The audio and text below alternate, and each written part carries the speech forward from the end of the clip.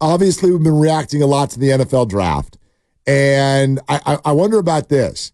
And I think, again, we mentioned it earlier, Grandy is one of them. Did you come out of the draft annoyed that the 49ers did not, at least in an obvious way, address offensive tackle and tight end? John Lynch was specifically asked about that, and here's what he said. We looked at numerous guys throughout the process. I think when you're drafting 31st, it's oftentimes hard to find a tackle that you really love, and we like our tackles as they stand right now.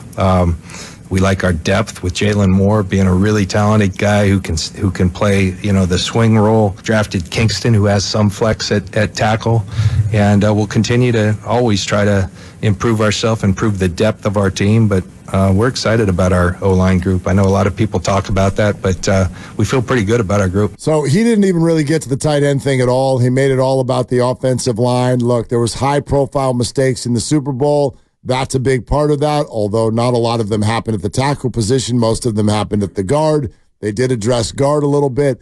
Listen, here's the only thing that goes through my mind. I would say if you're upset at the way the 49ers treated the offensive line, your response should be TBD.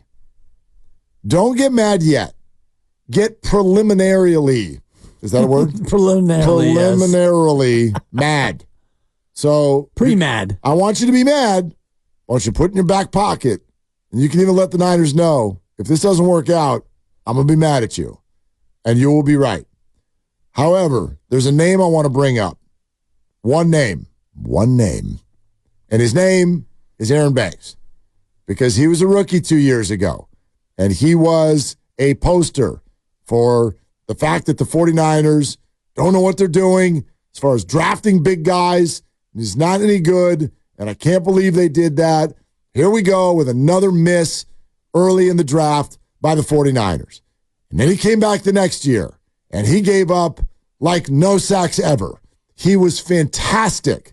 So you can be mad, and I get it, but make it TBD, because maybe the 49ers are going to get production from an offensive lineman that you're not thinking of.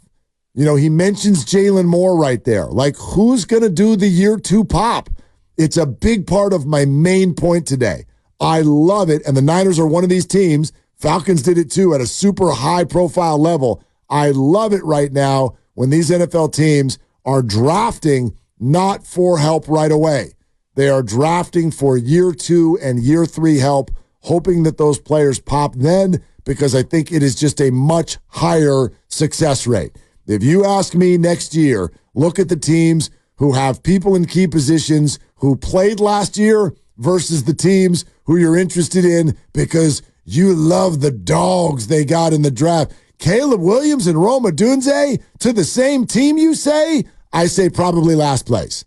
Probably last place is probably what you're looking at. The Bears would be lucky to get third, in my opinion. Yeah, depending on how the rookie quarterback plays. So what you saw, the names that came out over the weekend, I love them too. I really hope they're awesome in 2025. And they may need him this year, but you hope that they won't. And, Colton McKivitz is the guy where he played 1,040 snaps last year. He played 98%, similar to that sort of trajectory that you talked about with Aaron Banks. McKivitz played a little bit as a rookie, then sat for 2 years, and then all of a sudden you got rid of McGlinchey. You needed McKivitz, and he was pretty good last year. He was good, maybe not elite, and maybe you did draft the replacement for McKivitz or Trent Williams over this past weekend.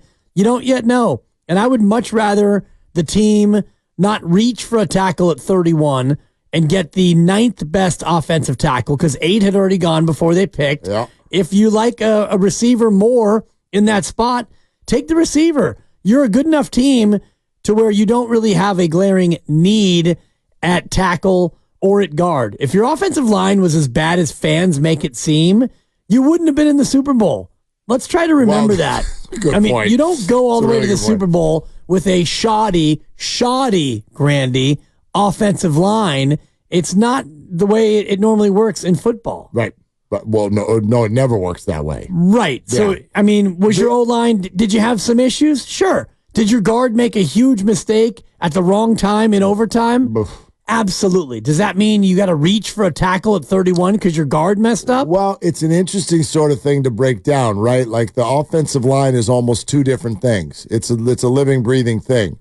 The offensive line is the run line, and then the offensive line is the pass line. And those can be two different things. And the 49ers were more effective in the run than the pass. And that did seem to get to a point where it felt like there was a little bit of a shelf life on some of the things that they were doing in the pass game. You got to the playoffs, and it didn't look the same, right? Or if somebody would go out, if a Debo would go out and whatnot, or if Trent Williams misses a game here or there, the whole offense would suddenly look like it would crumble a little bit. And with these receivers coming in, I do think that I hope, in fact, as Brock Purdy becomes a more seasoned player in the NFL, that they do want to throw the ball more, and they do want to be more dynamic. I do think it's hard to go up against the Chiefs in the Super Bowl every third year and go, all right, let's see if we can hold Mahomes under 25 again. Let's win it 20-17. Crying out loud, it's really hard. So do what they did against the Lions. Let's outscore you. Let's boogie. You score, we score more. I think the Niners could use a little bit more of that. So I get wanting the offensive line to be a little bit more effective in the pass game. We'll see how they shuffle the deck and restructure it a little bit.